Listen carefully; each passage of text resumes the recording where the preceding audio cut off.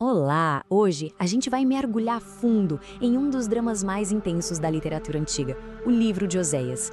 E no fundo, o que a gente encontra não é só uma história, mas uma parábola bem dolorosa sobre amor, sobre traição e, no fim, sobre uma redenção que é quase inacreditável. A história toda já começa com a pergunta que, olha, deixa a gente de queixo caído. Por que Deus mandaria um de seus profetas se casar com uma mulher que todo mundo já sabia que seria infiel? Essa pergunta é a chave para a gente destravar a mensagem inteira do livro. Então, para a gente entender o recado de Oséias, a gente precisa primeiro dar uma espiada na vida pessoal e, para ser bem sincero, chocante do profeta. O que acontece dentro da casa dele não é só um drama particular, não. Aquilo se torna um palco para uma mensagem de escala nacional. A instrução que Oséias recebe é direta e, vamos combinar, super estranha. O texto diz basicamente: vá e encontre uma mulher dada ao adultério, case-se com ela e tenha filhos. Isso vai muito além de um simples casamento. É o começo de um símbolo vivo, uma parábola em carne e osso. E os filhos que nascem dessa união, bom, eles não são exceção. Os próprios nomes deles são mensagens proféticas e cada um carrega um peso enorme sobre o destino da nação de Israel. Vamos dar uma olhada nesses nomes. O primeiro, Jezrael, quer dizer Deus espalha. Já é um aviso, sobre o fim de uma dinastia.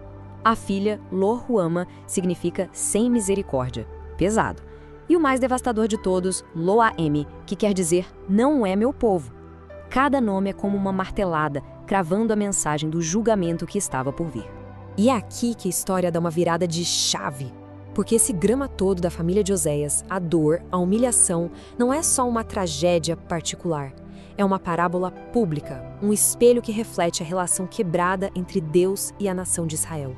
O conceito central aqui é o que a gente pode chamar de adultério espiritual. Para entender isso, temos que pensar que, naquela cultura, a relação entre Deus e Israel era vista como uma aliança, quase um pacto de casamento. Então, da mesma forma que Gomer, a esposa de Oséias, quebrou essa aliança, o livro acusa a nação de trair a Deus ao buscar segurança em outros deuses e em outros poderes políticos. E olha, a lista de acusações é longa e bem específica. O texto fala de adoração a Baal, de alianças políticas com nações inimigas e de uma sociedade que estava desmoronando, cheia de violência e corrupção. O povo, segundo o profeta, se perdeu por falta de conhecimento. Essa citação aqui resume tudo perfeitamente. Israel pegava as bênçãos que recebia de Deus, a prosperidade, a comida, a riqueza, e em vez de gratidão, usava tudo isso para adorar outros deuses. É como se tivessem esquecido completamente a fonte de tudo aquilo. Bom, em qualquer relacionamento baseado em promessas, a traição tem consequências, certo? E esta parte do livro detalha exatamente isso, o resultado inevitável das ações de Israel. A hora de colher o que foi plantado é certa. A metáfora aqui é muito poderosa e direta: semear o vento e colher a tempestade. Ações que parecem pequenas e destrutivas, como o vento, acabam se acumulando e retornando como algo avassalador. É um princípio de causa e efeito na sua forma mais poética. E a tempestade anunciada é terrível. O livro descreve um futuro de devastação, de colapso econômico, de exílio, e tem até uma imagem chocante de Deus agindo como um leão que despedaça sua presa. É o fundo do poço da história.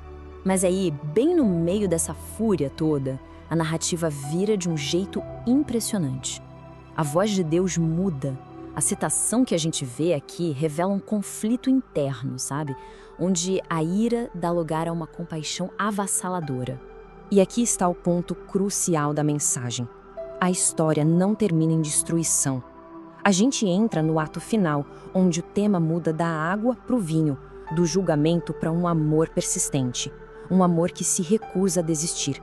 É isso que torna esse livro tão notável. Mesmo depois de detalhar todas as falhas e o castigo justo que viria, a mensagem final não é de aniquilação. Pelo contrário, é sobre um amor profundo e duradouro, que busca a reconciliação a todo custo. Lembram daqueles nomes dos filhos? Pois é, aqui a gente vê a primeira grande reversão. Lo-Ruama, sem misericórdia, é transformada. A promessa é clara: a misericórdia vai substituir o julgamento. E a segunda reversão é ainda mais profunda. Lo-Ami, não é meu povo, aquela declaração de separação, se torna Ami, Tu és meu povo. Isso sinaliza uma restauração completa do relacionamento. A aliança vai ser renovada. Ok, mas como é essa restauração prometida?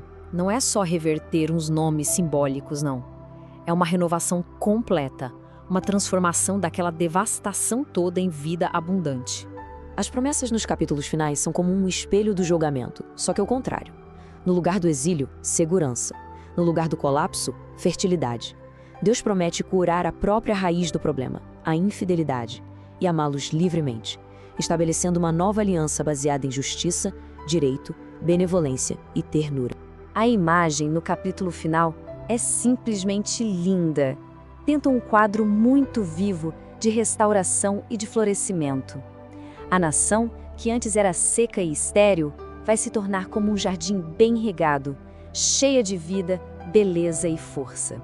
Então, para a gente resumir, a história de Oséias nos leva pela dor da traição, pela dureza do julgamento, mas nos deixa com a imagem de um amor que é mais forte que a infidelidade. É uma história sobre um coração que, mesmo quebrado, continua a buscar e a restaurar. E isso tudo nos deixa com uma pergunta para refletir. Uma pergunta que ecoa desde este texto antigo até a nossa vida. O que é preciso para reparar o que foi quebrado? O livro de Oséias sugere que a resposta está em um amor que se recusa a desistir. Obrigado por nos acompanhar nesta análise.